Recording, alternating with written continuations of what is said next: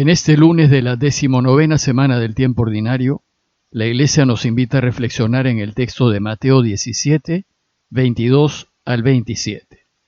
Se los leo. En aquel tiempo, mientras Jesús y los discípulos recorrían juntos la Galilea, les dijo: Al Hijo del Hombre lo van a entregar en manos de los hombres. Lo matarán, pero resucitará al tercer día. Ellos se pusieron muy tristes.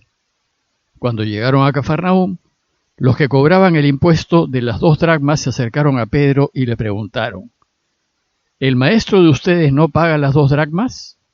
Contestó: sí. Cuando llegó a casa, Jesús se adelantó a preguntarle: ¿Qué te parece, Simón?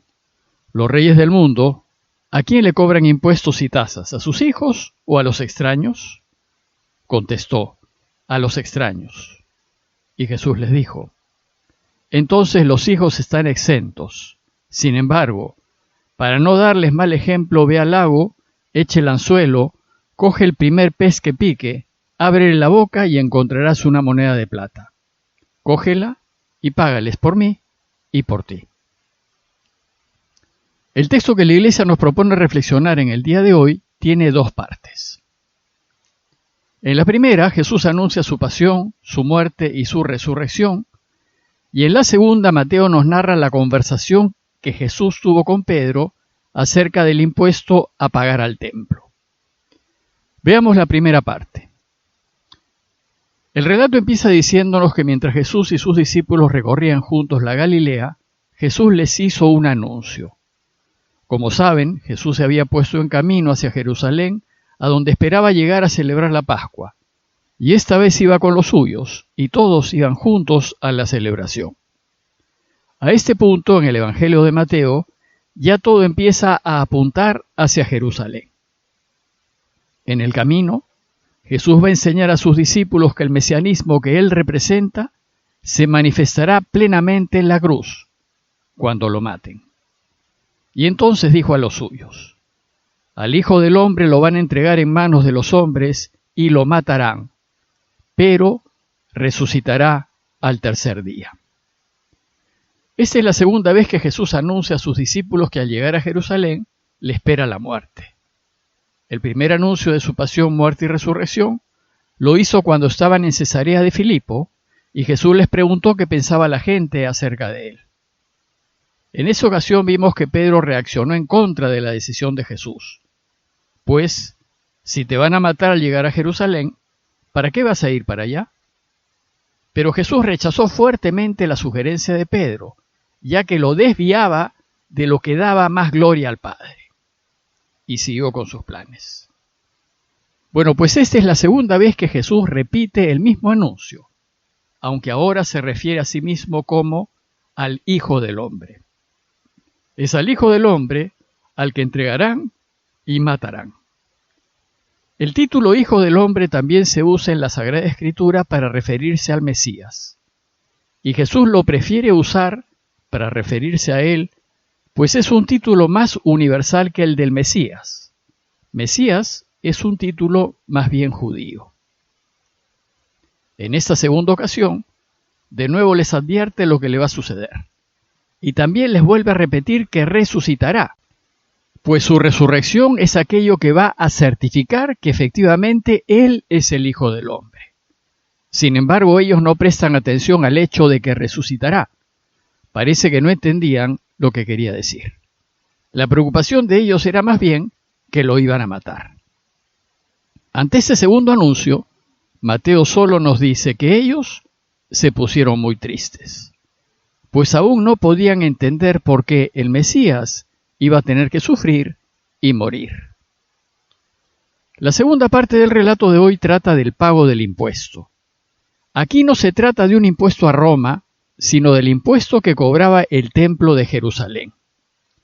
Anualmente, antes de la celebración de la Pascua, el templo cobraba un impuesto a todos los judíos varones de Israel.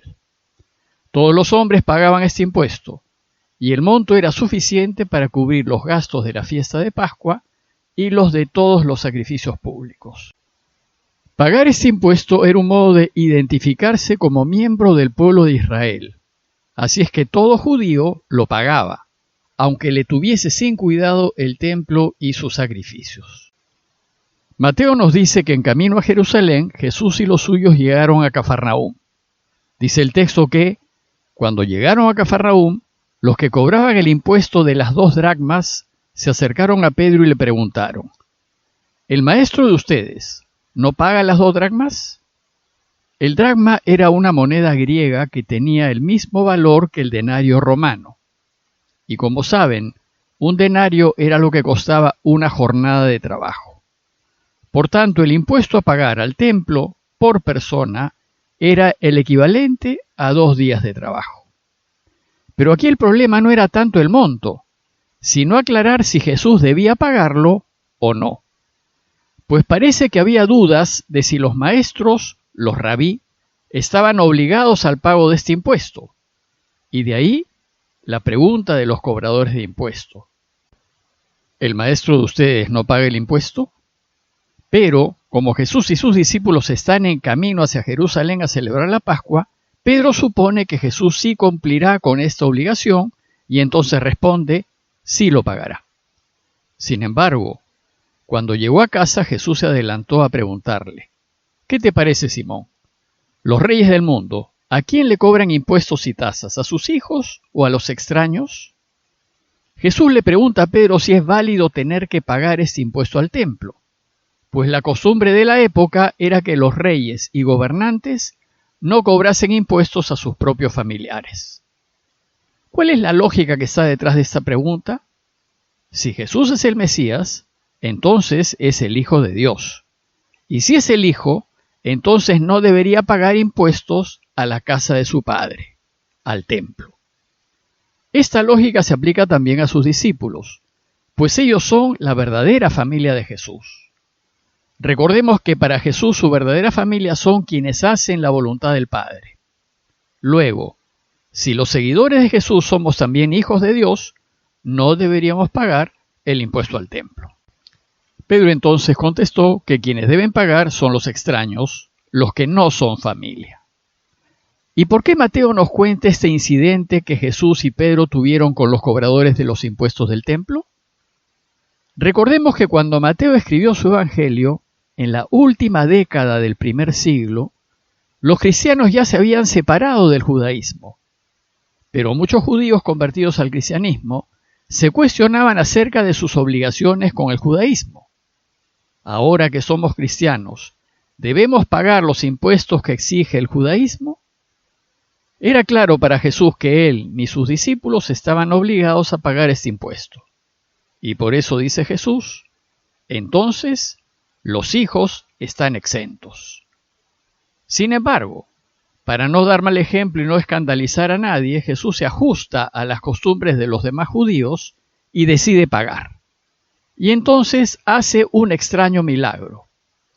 Le dice a Pedro que vaya al lago, que eche el anzuelo y que coge el primer pez que pique, y que al abrirle la boca encontrará una moneda de plata, suficiente para pagar el impuesto por Pedro y por él. Resulta que cuando Mateo escribió su evangelio, el templo ya no existía. En el año 70 había sido completamente destruido hasta sus cimientos por las legiones romanas del general Tito. Además, los cristianos estaban siendo echados de las sinagogas. Por tanto, la comunidad de Mateo se preguntaba si, en general, los cristianos estaban obligados a pagar los impuestos del judaísmo. El tema del pago de impuestos fue una pregunta que la Iglesia se hizo a fines del primer siglo. Y siempre enseñó que sí hay que pagar los impuestos debidos y también al Estado romano. Aunque en principio no deberíamos hacerlo, pues somos hijos del Creador. Pablo en su carta a los romanos va a enseñar a las comunidades cristianas que hay que obedecer a las autoridades. Y por eso, en Romanos 13:7, Pablo les dice: den a cada cual lo que se debe, a quien impuestos, impuestos, a quien tributo, tributo, a quien respeto, respeto, y a quien honor, honor. En conclusión, el texto del Evangelio de hoy nos enseña que los cristianos debemos ser respetuosos de las autoridades civiles y pagar todos los impuestos debidos, confiando en que ellos serán usados para bien y en beneficio de los ciudadanos. Pues evadir impuestos está mal y va contra el bien común. Ahora bien, si las autoridades no usan los impuestos para beneficiar al ciudadano, sino para beneficiarse ellos mismos, ciertamente debemos llamarles la atención y exigirles, con fuerza y por todos los cauces legales, que actúen rectamente. Pero no nos toca decidir si pagamos o no pagamos los impuestos. Debemos cumplir con nuestras obligaciones civiles para no darle al gobierno excusas para justificar por qué no hacen lo que deben hacer por falta de ingresos. Pidámosle pues al Señor por nuestros gobiernos para que usen con conciencia el dinero de todos para beneficiar a todos, pero especialmente a aquellos que estén en mayor necesidad. Parroquia de Fátima, Miraflores, Lima.